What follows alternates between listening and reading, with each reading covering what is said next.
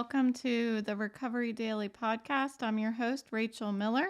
I'm a stroke survivor and grateful recovering alcoholic.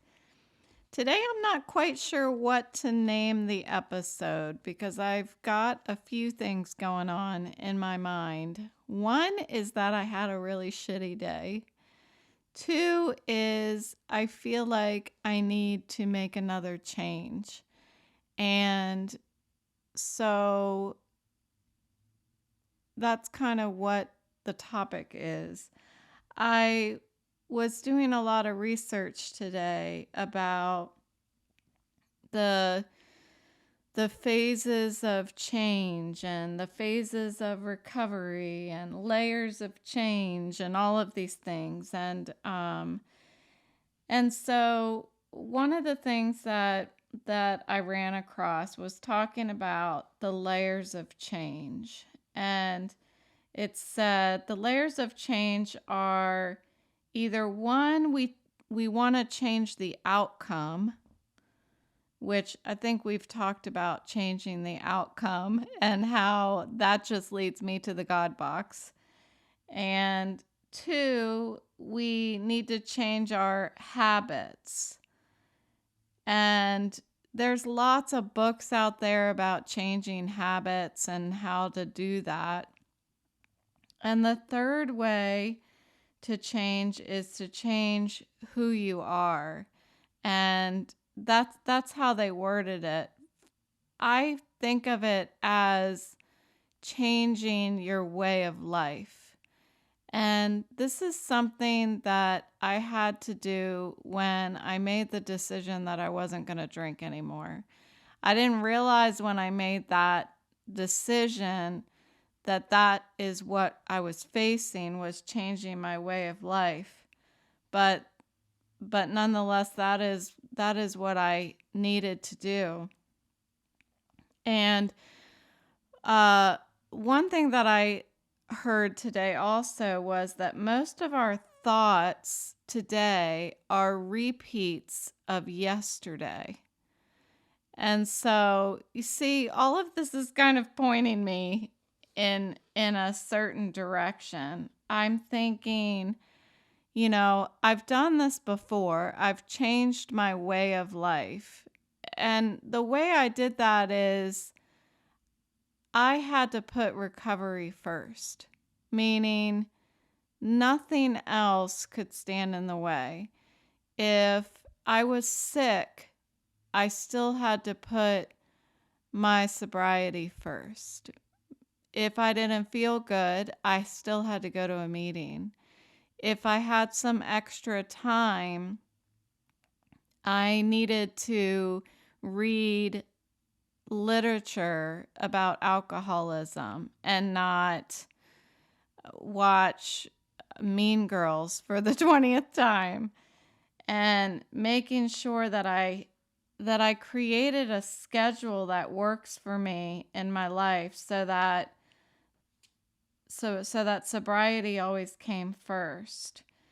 And so I started thinking of this, I think, too hard. I was reading about the stages of change and if you look up stages of change, it's usually correlated with recovery from alcoholism or addiction. And the stages of change, there are 5, and it includes pre-contemplation, which is usually the stage where you're going through denial and you're thinking of excuses about why, why things aren't as bad as everybody's telling you they are, or maybe subconsciously as they are. And that pre-contemplation stage, as I've been comparing my sobriety to my recovery from my stroke, for me, seems like it was the past 2 years that I've been in denial that this stroke really was a big deal, that it really has impacted my vision to the point that I just couldn't live with the pain anymore. And so I feel like pre-contemplation was a couple years for me here for the post-stroke symptoms. The next stage of change is contemplation. And this is when you recognize that there is a problem. Not necessarily that you're going to change it, but you realize that there's a problem and something needs to change. So that's contemplation. And then the next stage, the third stage, is preparation, which is you make a decision to make the change. And in recovery, that usually means you make a decision to go to rehab or a detox facility, or you make the decision to not pick up a drink anymore. And then the fourth stage of change is action. And this is where you create this new way of life. You create a new purpose and you evaluate your goals and your needs, and you uncover new strengths and passions. And this is where like the rubber meets the road, where things are really happening and you're making a plan.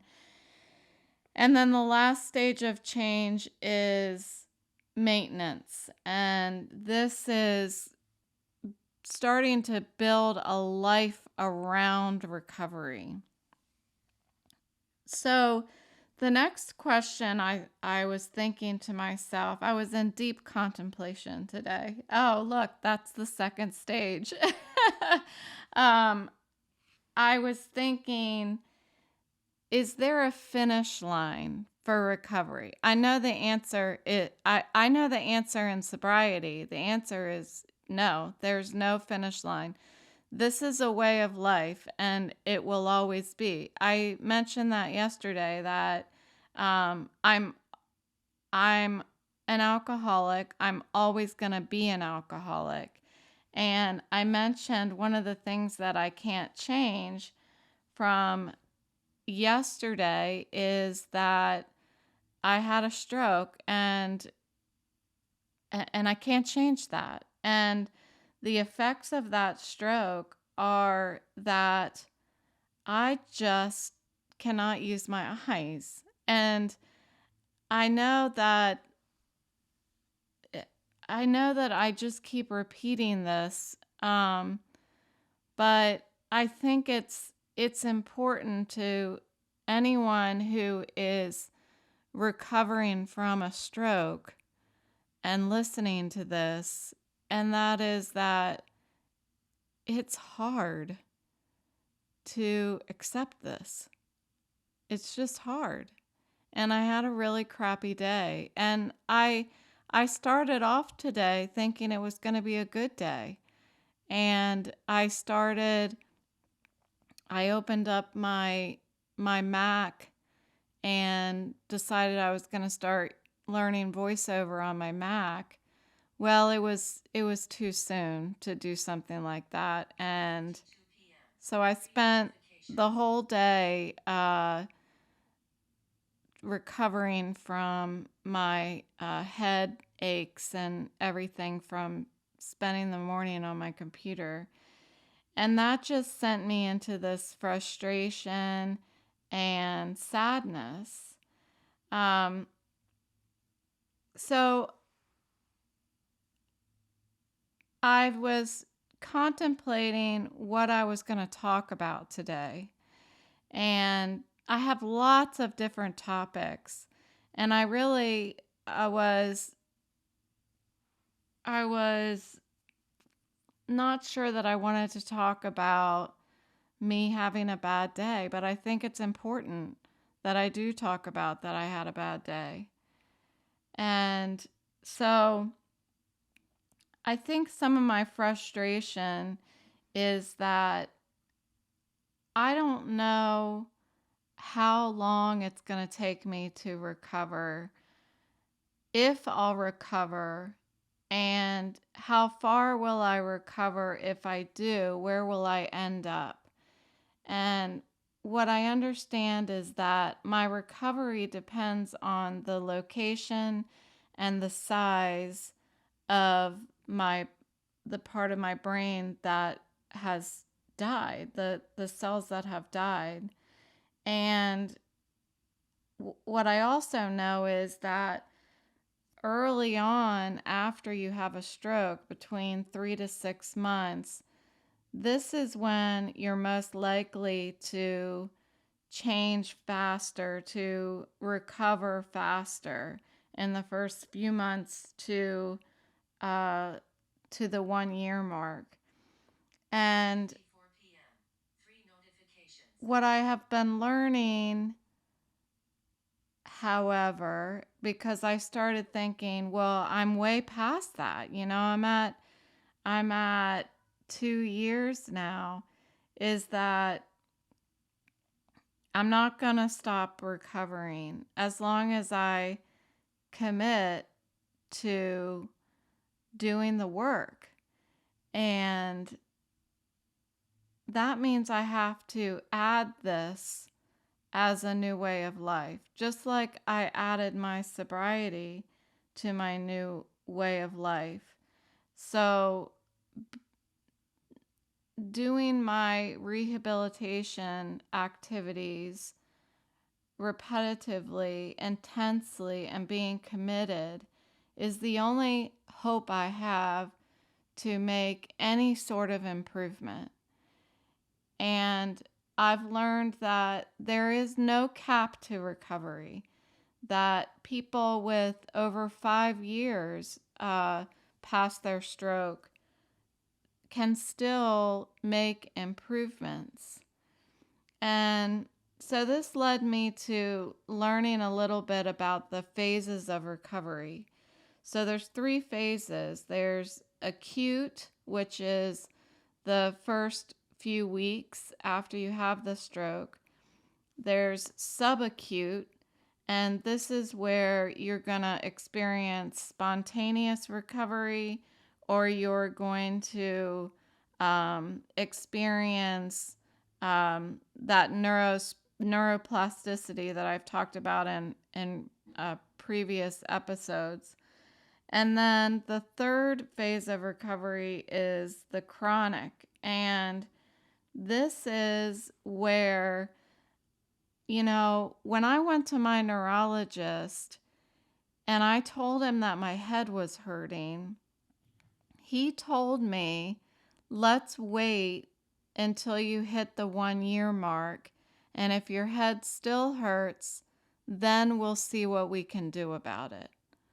And so when I hit the 1 year mark and my head still hurt, he gave me migraine medication and it didn't work.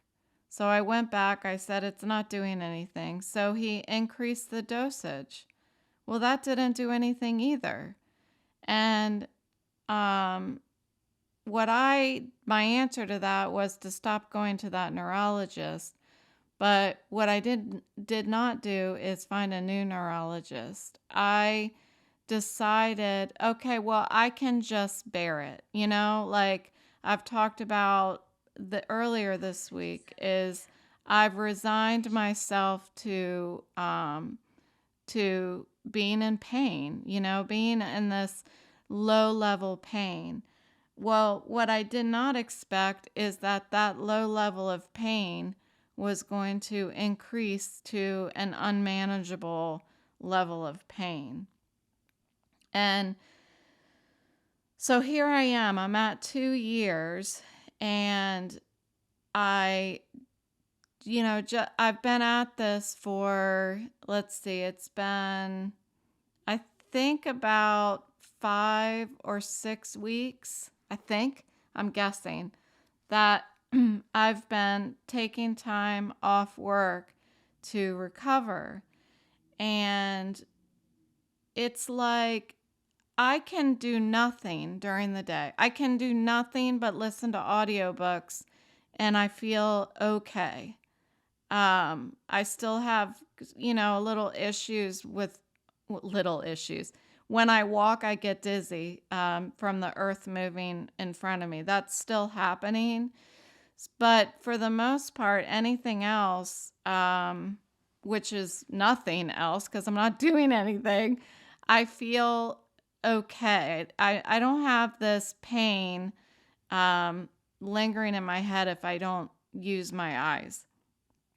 Um, but today, I spent a little bit of time trying to learn voiceover, and I looked at the computer here and there to see where my cursor was. And I ended up spending the entire day laying down miserable from just doing that in the morning. And I thought, I haven't gotten anywhere. There's nothing that has improved in 6 weeks.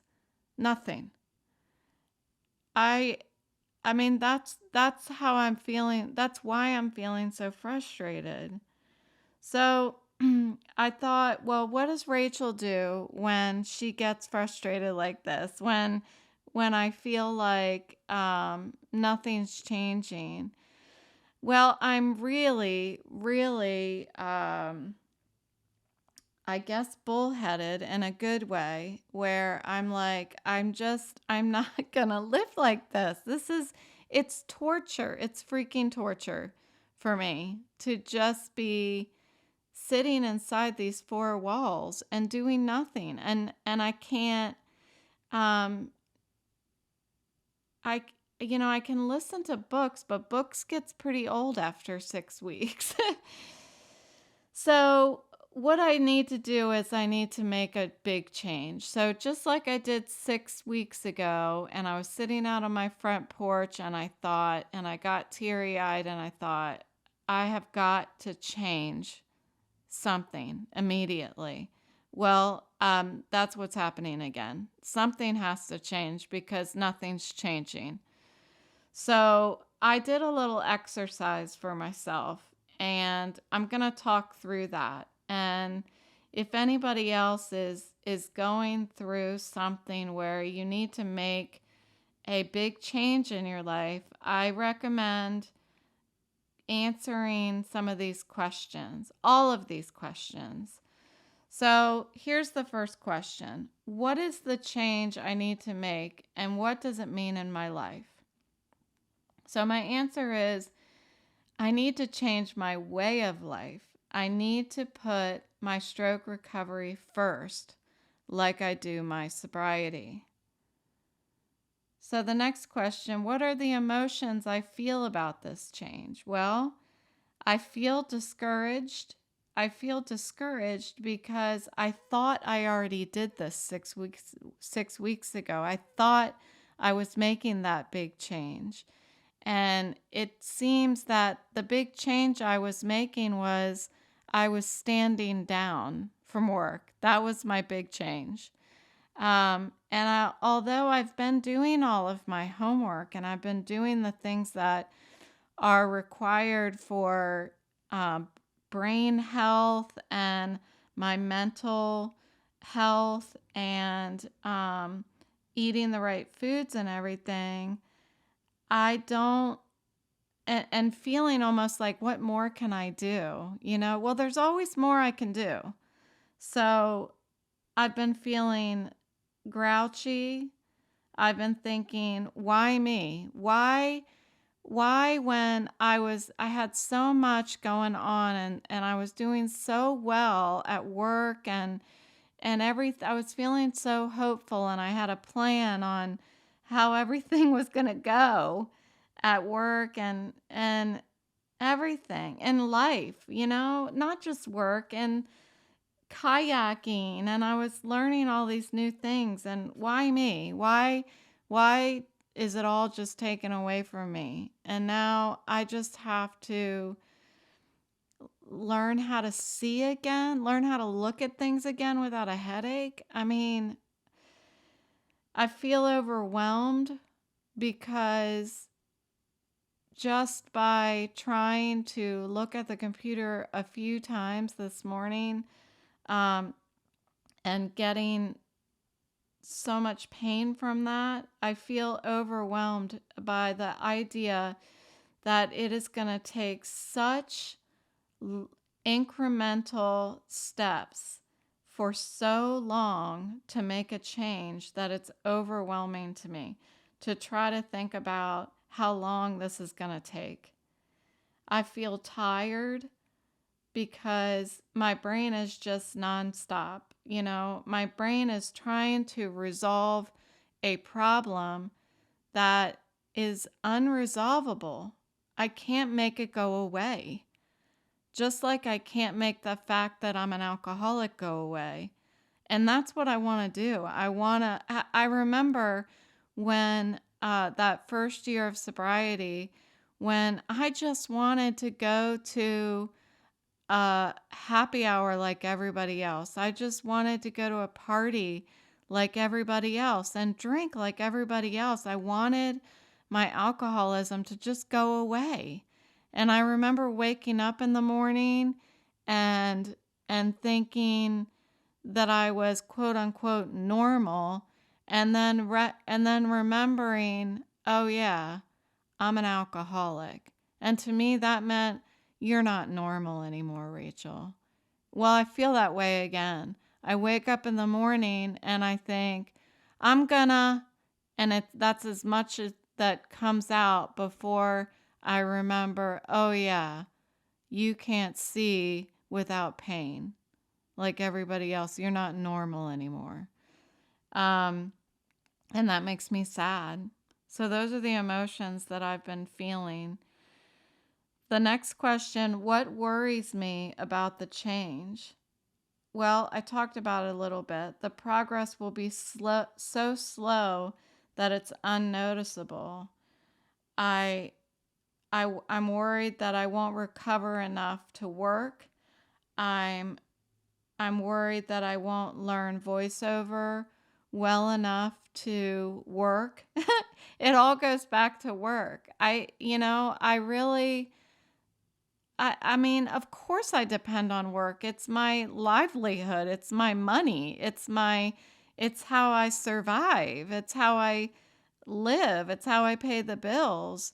And so to not have that, not have work and be dependent on disability, like, well, first of all, I don't even get that. I don't even understand how one can live like that, not to be getting disability for the rest of their lives, or and I'm not saying that's what I have ahead of me, because I can't even imagine if that is the reality of what I'm facing. But uh just doing this for the past 6 weeks is it's it's a lot. It's a lot, for lack of a better word. So the next question is, what positive things can come from this change? So by changing my way of life, meaning I put my stroke recovery first, which is, I know what I'm supposed to be doing already, but I feel like there is some sort of massive improvement that I need to make, and I have an idea of what that looks like. But by doing this and making this change, the positive things are that I may improve. If I don't make commit to this stroke recovery, I don't have a chance of improving. Another positive thing is that I'll learn how to use devices differently than other people. And I think that's kind of cool. I will, if I commit myself to this type of committed change, commit myself to this this massive change, I will find hope sometimes. I know that if I don't commit to change, I will not find hope. And if I commit to change, I will have good days. And if I don't commit to change, I will have more of these bad days like I had today. The next question, what are actions you can take to reduce worries? One thing that I know I can do, because I learned this in sobriety, is I can live one day at a time and not measure success and failure. And one thing that I thought of it felt like an epiphany when I thought of it, was to create a recovery daily schedule. And I almost kind of laughed under my breath at that. I'm like, recovery daily? Yeah, I mean, that's what I'm doing here with the podcast. So why not make this bigger? Why not make a schedule for my whole, not just my day, but my week, my month? Like, why don't I start looking forward and create a whole schedule around what what things need to look like? What does my life need to look like over the next month? Instead of what I've been doing is, yeah, living in today, which helps very much for my sobriety. But and there are a lot of aspects to living one day at a time that are important to this recovery, because my progress is slow. I need to make sure that I'm not measuring it too much, but I can plan out what my activities should look like so that I'm always, I have the next thing already set for me that is a positive activity for my recovery. So I think I'm going to make tomorrow's episode about that, about um, a, a new recovery daily schedule, not the podcast, but life. The next question is, what are actions to increase positive aspects of change?